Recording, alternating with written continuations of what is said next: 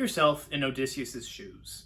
When it's finally time to reveal yourself to everyone, the moment when you don't bother being careful or hiding your identity, and you now just plainly say who you are, how would you do it?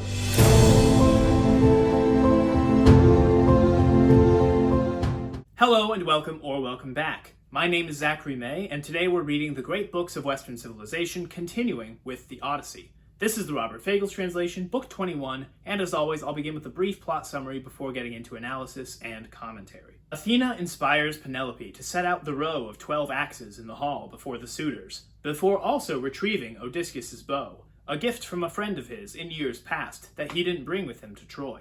She announces the challenge to all of the suitors. She will marry whoever can string the bow and fire an arrow cleanly through all 12 axe handles being set up.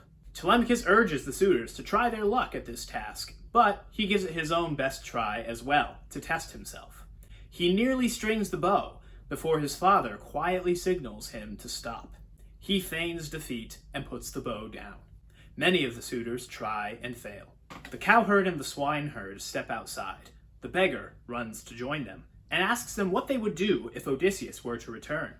They both say that they would fight for their king, and so Odysseus reveals himself to them at last. They weep, overjoyed. Odysseus promises to reward them greatly if they are successful in the fight to come. The plan is for Eumaeus to bring Odysseus the bow to allow him a chance to try and string it. Meanwhile, the swineherd will then go and order all of the serving women to lock themselves in their rooms, along with Penelope. The three men re-enter the hall one by one. Eurymachus has just attempted to bend the bow and failed. He reflects that he's not quite so upset about missing out on a bride, he's rather upset that he falls so far short of Odysseus' great strength. Antinous suggests that they leave the task alone for the time and get back to feasting. The beggar then suggests the same thing. Tomorrow, surely someone else will succeed. In the meantime, he asks that he, the beggar, be allowed to try it. The suitors recoil against this, afraid that he might just succeed. Penelope speaks up in the beggar's defense. Let him try, for he's not trying to win her as a bride, there's no harm. Eurymachus retorts that that isn't the issue. It's that he would be shaming them, disgracing them, if he won where they failed. Penelope scoffs at this. If they were concerned with their reputations and with honor, they would have left the house a long time ago. Telemachus then breaks in and asserts that he should be the one to give the bow or to withhold it, and that she, Penelope, should go and attend to whatever else she has to do. This, of course, is a ploy to get her out of the room for the fight to come. She obeys, however, and goes to her room to weep for Odysseus. Athena puts her to sleep. Eumaeus gives the beggar the bow of Odysseus before going to Eurycleia and passing along the orders concerning the serving women. They are not to emerge from their rooms even if they hear fighting down below. She obeys in stunned silence. The cowherd then bars the outer gates of the palace before returning to the hall. The beggar turns the bow over in his hands slowly, examining it for damage that may have occurred in the past 2 decades. Finding no flaws, Odysseus then strings the bow with ease. Zeus unleashes a thunderbolt as he plucks the string to test it. Odysseus immediately takes up an arrow and fires it through all 12 axe handles. He tells his son that it is time. Telemachus takes up his spear and stands by his father. "My son," Odysseus looked to Telemachus and said, "your guest, sitting here in your house, has not disgraced you. No missing the mark, look, and no long labor spent to string the bow. My strength's not broken yet, not quite so frail as the mocking suitors thought. But the hour has come to serve our masters right. Supper in broad daylight, then to other revels, song and dancing, all that crowns a feast." Bending and shooting the bow is a huge hint at Odysseus' identity, but in theory there are many men who could accomplish the same thing. Odysseus fought with most of them, after all. However, there is only one man who can look at Telemachus and say, "My son."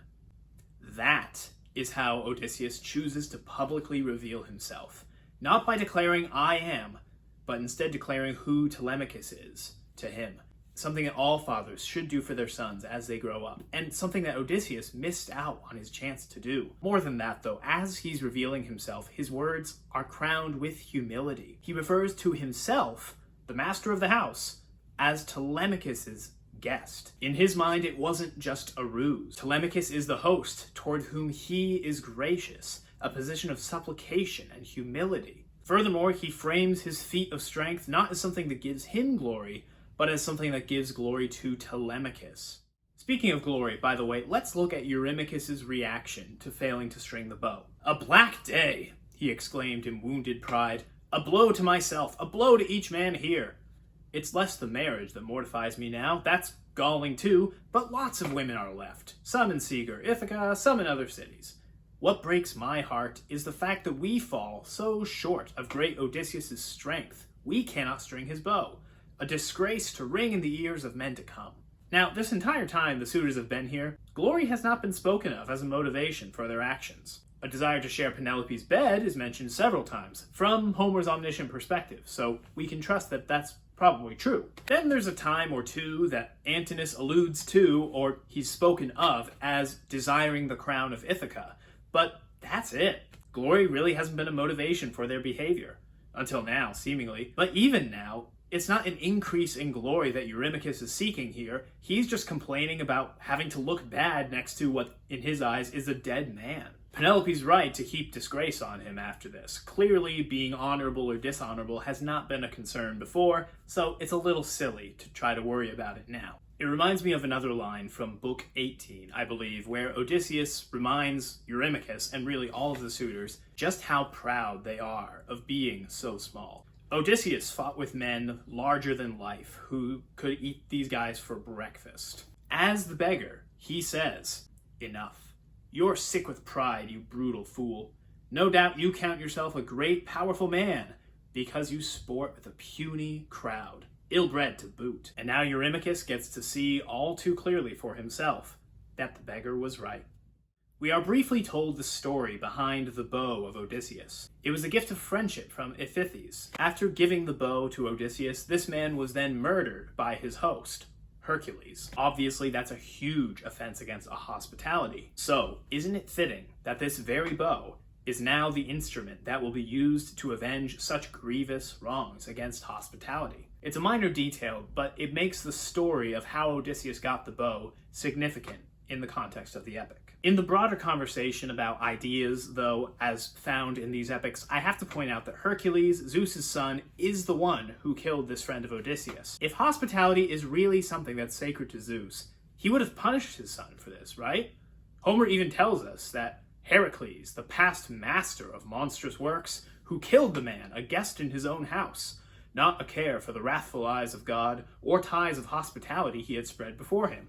He dined him, then he murdered him. Homer, again, omniscient perspective, clearly condemns Hercules for his actions. But we are also told by Odysseus in Book 11 that Hercules is honored amongst the dead and amongst the gods. And next I caught a glimpse of powerful Heracles.